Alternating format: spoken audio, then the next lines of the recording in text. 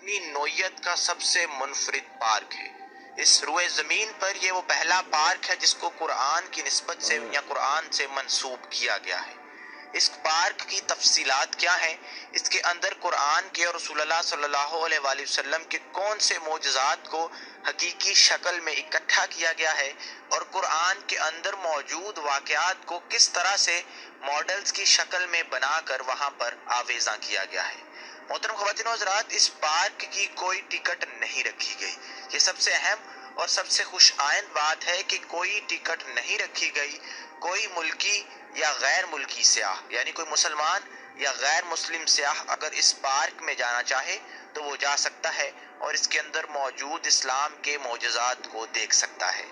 इससे आपको मालूम है कि किस कदर फ़ायदा इस्लाम को पहुंच सकता है। इस पार्क में जाकर और इस्लाम के मोजज़ात को देख और सुनकर गैर मुस्लिम इस्लाम को बेहतर तरीके से जान सकेंगे, रसूलुल्लाह की दावत को ज़्यादा बेहतर तरीके से समझ भी सकेंगे। इससे पहले आगे बढ़ें और पार्क की मुकम्मल तफसीलात आपको बताएं, इस्लामिक सॉल्यूशन चैनल को सब्सक्राइब कर लीजिए और बेल आइकन को ज़रूर प्रेस करें ताकि हमारी तमाम वीडियोस आपको वक्त पर मिलती रहें।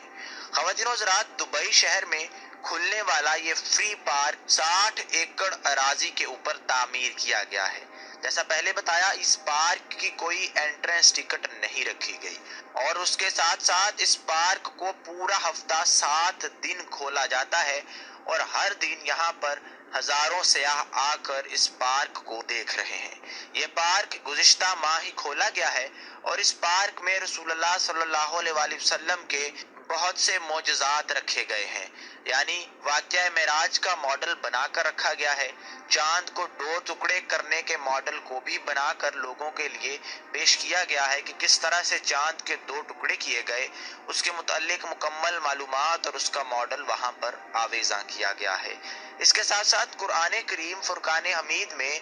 जिन पौधों का जिक्र किया गया है, अल्लाह पाक की ज़ात ने जिन जिन दरख्तों, जिन जिन फूलों और जिन जिन अजनास का जिक्र किया है, उनको इस पार्क में इकट्ठा किया गया है। आप जानते हैं कि ये पौधे मुख्तलिफ दर्जा हरारत पर बनते हैं, लेकिन इस पार्क में इन पौधों को एक स्पेशल ग्लास सेल के अंदर रखा गया है। जी हाँ, वो ग्लास सेल जिसका दर्जा हरारत कंट्रोल्ड है, जिसके अंदर मसनूई तौर पर दर्जा हरारत को कंट्रोल किया गया है और उसी ग्लास सेल के अंदर कुरान करीम में जिन पौधों, जिन फलों, जिन दरख्तों को मेंशन किया गया है वो रखे गए हैं, जैसा कि अनार,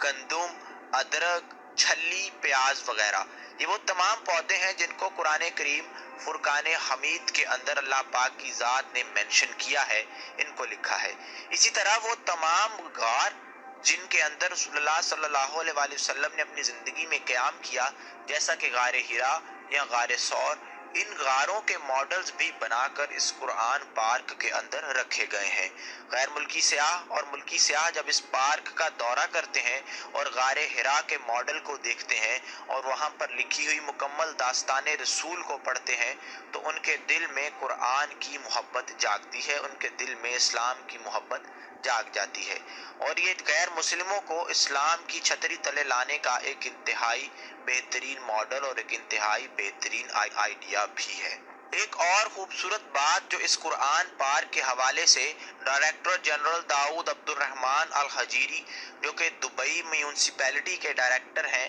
दुबई बल्दिया के डायरेक्टर हैं, उनकी जानिब से बताया गया कि इस पार्क की कोई दीवारें हमने नहीं रखी।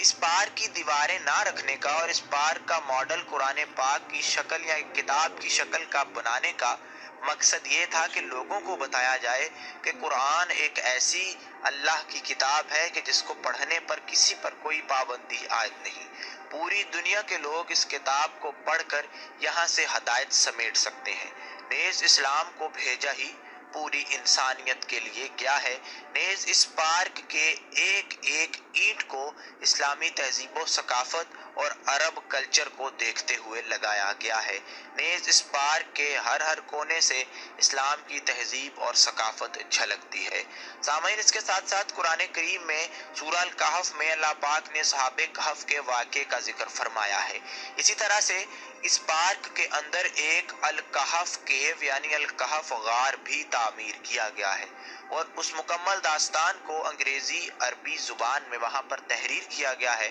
تاکہ لوگ جب آئیں تو اصحاب کہف کی داستان پڑھیں، ان چند لوگوں کی داستان جنہوں نے اپنے ایمان کی حفاظت کے لیے ظالم بادشاہوں سے پناہ لی اور اللہ پاک نے کس طرح سے ان کی مدد فرمائی۔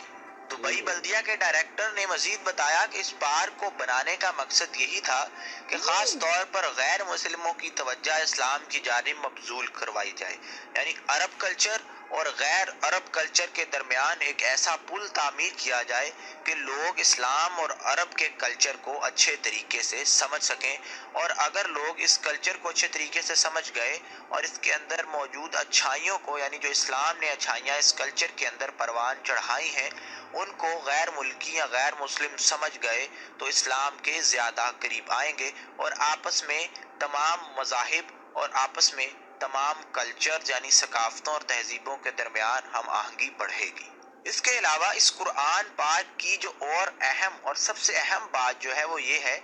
کہ اس پارک میں قرآن پاک کے واقعات اور قرآن پاک کے اندر موجود وہ جو سائنسی نقطے ہیں ان کے حوالے سے بھی بندوبست کیا گیا ہے۔ ان سائنسی نقطوں کے ماڈلز بنا کر اس پارک کے اندر